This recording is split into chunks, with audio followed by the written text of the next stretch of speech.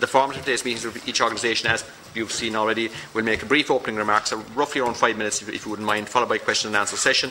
And before I begin, I must again draw the attention of witnesses to the situation in relation to privilege.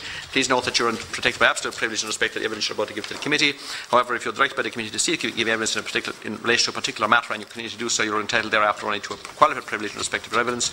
You are directed that only evidence connected with the subject matter of these proceedings is to be given, and you are asked to respect the parliamentary practice to the effect that where possible you should not criticise nor make charges against any persons or entity by name or in such ways to make him, her or it identifiable. And members as well obviously should be aware that under the salient rulings of the Chair, members should not comment on, criticise or make charges against a person outside the House or an official by name in such ways to make him or her identifiable.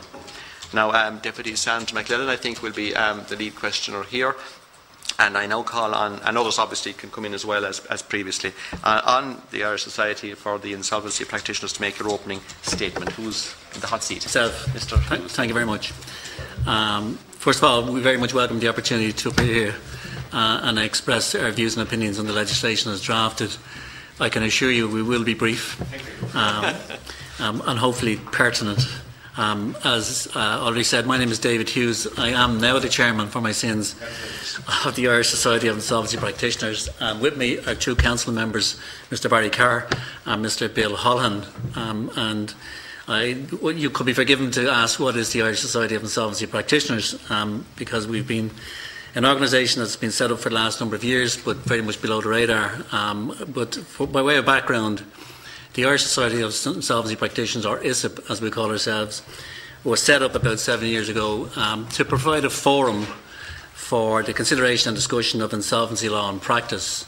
The members of the Society, and at this stage we number in excess of 350, is made up of solicitors and accountants in the main who are involved in the area of insolvency and working in that area. We very much, as a council, we very much welcome the legislation, and we believe it's a big step forward. Obviously, we do have some comments, and as I say, we've endeavoured to keep those comments to a minimum. So I will hand over initially to Bill to outline some of the issues we have, and then maybe to Barry. Mr. Holohan. We took our instructions to be brief to heart, so we will be very brief. We've circulated a summary of the main points we want to make today, but in terms of the bill, we are in a position to submit a detailed document at a later stage for the consideration of the committee. I intend to deal with certain points, and my colleague Barry then will come in at the end. Just in terms of headlines rather than the full newspaper, in terms of the debt relief certificate, the requirements, as you are aware, are for unsecured debts of €20,000 or less, and certain income limits and asset levels. In practical terms, we feel that they're probably a bit low. We're not setting in stone any suggestions as to what they might be, but we suggest that they could benefit from being looked at again. In terms of the debt settlement arrangements, again with a view to focusing on costs, because it would be a concern in terms of the costs of the administrative structure in relation to this, particularly where private trustees are involved. And people like ourselves, the members of the insolvency practitioners, there is a huge element of pro bono work actually done on an ongoing basis by members. However, we have to live too. And in the future profession, so to speak, that has been described and would be licensed and regulated under the terms of the bill, they would have to be paid also. But at the moment, bankruptcy, which is the only insolvency system, is a High Court procedure, which is a very expensive procedure. I personally act for the Office of the Official Assignee, and I have done for 20 years, and I have been paid handsomely for my work. However, of necessity, it being High Court, it is a very expensive procedure. So in terms of the debt settlement arrangements, there's no particular reason why any regulation, supervision or otherwise of that could not be dealt with, notwithstanding that €20,000 is above the level of the district court jurisdiction at the moment, that will be dealt with and regulated and supervised by the district court. Secondly, the proposed timetable for a DSA at 30 to 40 days could be somewhat tight if you've got a number of creditors and you're waiting on replies from them, and that again perhaps could merit reconsideration. The meat of the discussion today is in relation to the personal insolvency arrangement, and again with a view to minimising costs. It should be clarified and enshrined in the legislation that supervision of that would be at the circuit court level. Some people have expressed concern about expertise. There being particular judges in the High Court who are well used to insolvency on the corporate and personal side. However, with suitable training through the court service, the circuit court judges could be brought up to speed, and the members of ISIP would be available to assist with that process. The requirements are set out on the bottom of the first page. The document is circulated.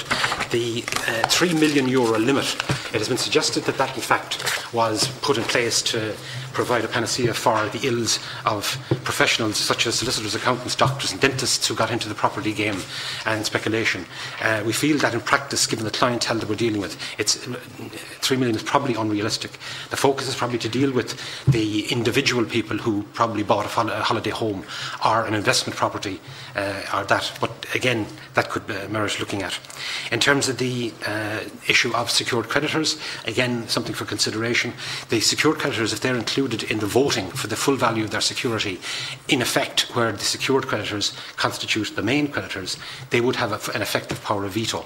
And there is a suggestion which has been made, but the ISIP is not endorsing it as such as a view of ISIP. It's something that's been discussed by ISIP, is that perhaps for the security, in the same way as it happens within bankruptcy, outside of bankruptcy in PIA, that the secured creditor would stand back in terms of the value of their security, and the voting rights would only apply to the amount of the secured debt above the value of the property. Simple example, house worth 400, house worth 250, debt 400. In that situation, you deduct the 250 value from the debt of 400 and they vote on the value of 150 along with the other creditors. A matter of consideration. There's a provision as well in the PIA or the system for a clawback in the event of an uplift following the successful PIA, so that in future years, if the value of the property goes back up, that the debtor essentially would have to pay back some of that to the secured creditor. Again, for consideration, the possibility that after a period of 5 years, the clawback would begin to abate over a period of 20 years by increments of 5%. In terms of bankruptcy, Ireland, along with the other European community nations, signed up to the EU Commission's second chance policy in 2007 and committed to convergence on a 3-year clean break system. As we have it at the moment, when you go into bankruptcy, there is no clean break. I've described it in terms of, in the UK, for example, you go into the car wash, you come out after a year if you're honest and compliant. You can be kept in the car wash for longer if you're not, but you come out after a year, leaving the car behind you and everything else behind you, but you are discharged. You get to start again. And most entrepreneurs will start again. In Ireland, we have had a conditional discharge system up to October of last year, when the Miscellaneous Provisions Act came into force. We had people who were in bankruptcy for up to 49 years because they could not satisfy the conditions to get out. And that, in any terms, it was inhuman.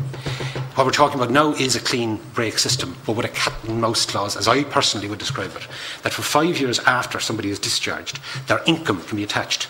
There is therefore no encouragement for somebody who has gone through bankruptcy to get out, set themselves up again, earn money, because it could be tapped to feed their creditors in the original bankruptcy.